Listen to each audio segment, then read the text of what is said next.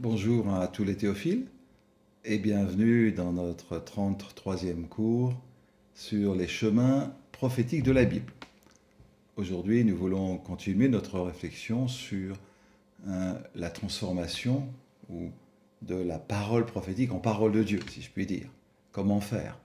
Et sachant bien que la parole de Dieu produit du fruit, pas la prophétie. Dans la prophétie, à l'intérieur, dans le fruit, si je puis dire, il y a l'essence même, qui est la parole de Dieu. Et c'est ça que nous voulons entendre, c'est ça que nous voulons discerner, c'est ça que nous voulons interpréter, c'est ça que nous voulons administrer. C'est ce que nous voulons voir maintenant, l'administration de la parole prophétique. Et pour cela, je voudrais lire avec vous un texte dans le livre des Actes, chapitre 13, au verset 1er suivant. Il y avait dans l'église d'Antioche des prophètes et des docteurs. Pendant qu'ils servaient le Seigneur dans leur ministère et qu'ils jeûnaient, le Saint-Esprit dit « Mettez-moi à part Barnabas et Saul pour l'œuvre à laquelle je les ai appelés. » Alors, après avoir jeûné et prié, ils leur imposèrent les mains et les laissèrent partir. Alors nous avons vu que lorsque nous entendons une parole prophétique, celle-ci a une grande importance, et parce que derrière le prophète, il y a Dieu, et Dieu veut dire quelque chose. Il choisit 2 ou 3 prophètes pour le dire, ils saisissent une partie de l'entièreté de la révélation, et ils nous l'apportent, et nous devons apprendre à juger ce qui est dit pour en retenir ce qui est bon. Maintenant, nous voulons voir l'administration de cela. Nous avons appris à discerner la voix de Dieu.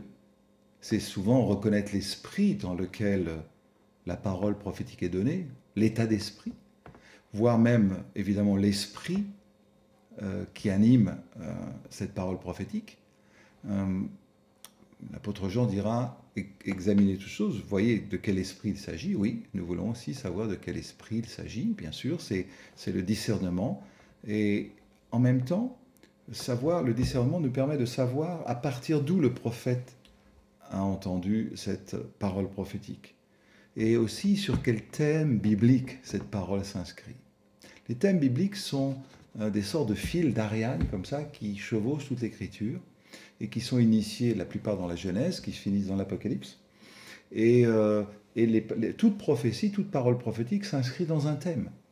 La gloire, la louange, la beauté de Dieu, la souveraineté, la repentance, quoi que ce soit, ça s'inscrit dans un thème. Et le discernement de la voix de Dieu nous permet de savoir quel est le thème qui parcourt toute l'Écriture et dont s'inspire la parole prophétique.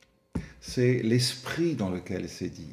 Voyez-vous, nous avons aussi parlé de l'interprétation qui se fait à partir, évidemment, de la parole de Dieu. Il faut comprendre tout ce que la parole de Dieu dit de ce thème-là. Et pour cela, il faut avoir une connaissance de l'Écriture. Si le prophète se lève en disant « Le Seigneur nous demande de le louer parce que c'est un Dieu d'amour », très bien. Mais le Dieu d'amour commence dans la Genèse et finit dans l'Apocalypse. Il faut comprendre ce mouvement qui est en train de traverser les temps et de traverser l'Église à ce moment-là. Ça vient de loin et ça nous emmène très loin. Et ce mouvement n'est pas éthéré comme ça, n'existe pas dans un souffle, pas du tout. Il s'inscrit dans la parole de Dieu. Et l'interprétation de la prophétie n'est pas seulement locale, ponctuelle. C'est une interprétation beaucoup plus générale. C'est-à-dire que le prophète va se saisir d'un mouvement de l'esprit qui parcourt toute l'Écriture comme cela. Il va en donner une révélation ponctuelle, précise. Oui, Dieu est le Dieu d'amour. Dieu est amour. Et lorsqu'il crée, il manifeste son amour déjà, en faisant Dieu à son image. Et son but, c'est de vivre avec nous, parce qu'il nous aime.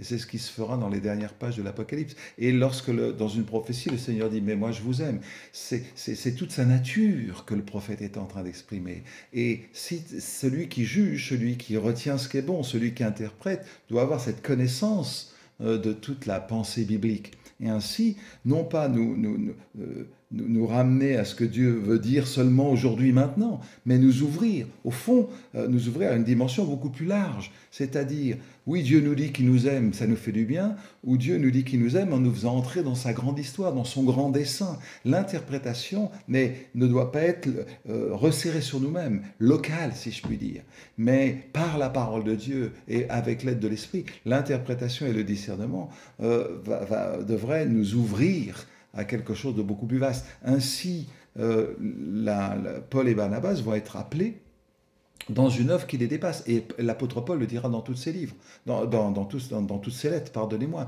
Ça vient de loin et ça va loin. Il avait l'idée qu'il avait été appelé avant le sein de sa mère, voyez-vous, mis à part, et que Dieu l'a appelé à un moment donné.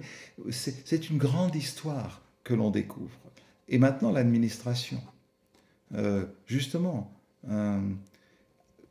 lorsque l'église d'Antioche, les responsables de l'église d'Antioche se réunissent et ils entendent la parole prophétique, ils décident de jeûner et prier, d'imposer les mains et de laisser partir. Laisser partir, ça veut dire pourvoir aux besoins. Il y a une action avec. Ça veut dire qu'ils sont organisés. Ils ont reçu une parole, ils ont fait une quête, ils ont fait d'offrandes, ils ont décidé donc de pourvoir leurs besoins, etc. L'Église est organisée. Et c'est un peu cette idée qui est notre point maintenant, l'administration de la prophétie.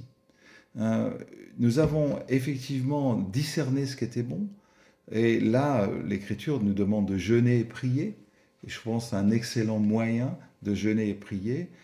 Il leur impose les mains, ça veut dire qu'ils sont d'accord avec cet envoi, ils sont d'accord avec cette parole prophétique, il y a un accord de la communauté, nous l'avons dit, les autres sont là pour juger. Mais maintenant, il s'agit de faire un pas de plus. Parce que si le Seigneur dit, voilà, louez-moi, je suis un Dieu d'amour, ok, on retient,